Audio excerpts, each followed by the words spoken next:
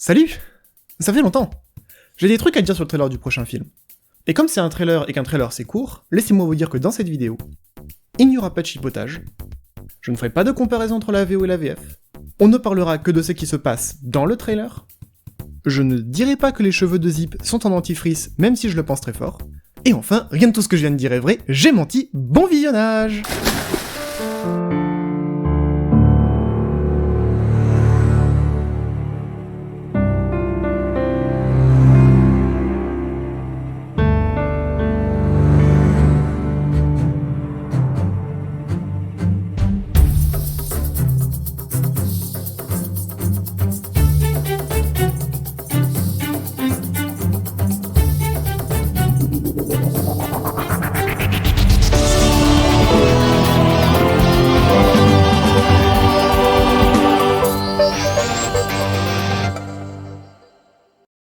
Avant de vous parler du trailer, j'aimerais vous parler des miniatures.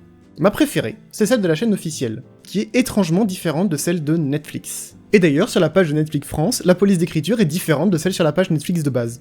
Un peu comme s'ils avaient oublié de transmettre la police à Netflix France. Et donc pour les autres chaînes qui ont partagé la bande-annonce, alors là, chacun a fait un peu ce qu'il voulait. Donc moi j'ai choisi ça pour la miniature. Et donc pour rester sur les miniatures, en revenant le lendemain de la sortie, j'ai vu que la chaîne officielle anglophone de My Little Pony avait repris la miniature de Netflix, mais pas la chaîne française, qui a gardé la miniature mieux. Petit galopin, cesse d'établir des normes de qualité arbitraires. Une dernière chose sur les noms des personnages, et après promis on passe au trailer. Alors oui, on le sait depuis longtemps, mais le nom de Pip Petals a été changé pour Ruby Petal en français. Donc les deux mots sont changés, mais il y en a un qui est changé avec un autre mot anglais, et un qui est changé avec un mot en français. Et donc si quelqu'un de la production, par exemple, passe sur cette vidéo, et sait pourquoi ça a été fait, voir pourquoi ça a été fait comme ça m'intéresse vraiment. Il y a aucune blague là-dedans, ça m'intéresse vraiment. Alors ça, j'ai l'impression que c'est un panier de linge sale. Et avoir un panier de linge sale juste à côté de l'entrée, j'y avais jamais pensé, mais je saurais pas dire si c'est une bonne idée ou une mauvaise idée.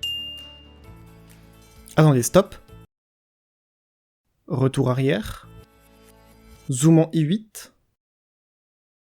Sunny est donc une livreuse de pizza. C'est noté, je savais pas. Ce poney rouge a une voix de jument alors que je suis presque certain que c'est un étalon. Je sais pas dans quoi ce poney s'est jeté, mais s'il était tombé dans la mer, il aurait dû tomber pendant beaucoup plus longtemps. Et l'éclaboussure aurait pas été aussi haute. Et il se serait probablement fait super mal. Madame. Ce n'est pas mon poulain! J'aime beaucoup comment le poulain la regarde, l'air de dire « T'es sûr que tu veux pas être ma maman ?» Bon, en même temps, je le comprends, hein, sa mère l'a abandonné pour pouvoir fuir plus vite. Et ça me fait aussi marrer de voir que tous les poneys ont des sabots en forme de cœur. Et oui, je vous confirme, maintenant que vous l'avez vu, vous ne pourrez plus ne plus le voir. Attendez, le panier de linge était collé au coin tout à l'heure. Et maintenant, il est un petit peu écarté.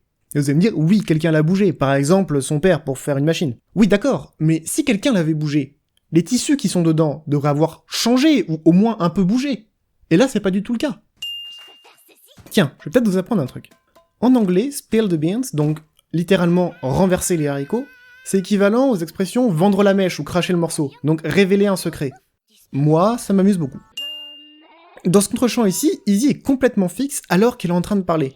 Elle bouge pas les lèvres, elle bouge pas du tout, en fait on a presque l'impression que c'est une image qui a été rajoutée au montage. Ou alors, c'est une excellente ventriloque. Alors c'est probablement plus dû à l'extrait, mais sur cet extrait, Ziffy me donne l'impression d'avoir la voix d'un jeune poulain. Alors que c'est une jument. Et un poney terrestre? Eh ben, cette journée devient déjà plus intéressante. Alors je serais surpris que ce soit volontaire, mais ça... Craquant! Ça me fait vraiment penser à ça. Et j'ai remarqué quelque chose à propos du père de Sunny.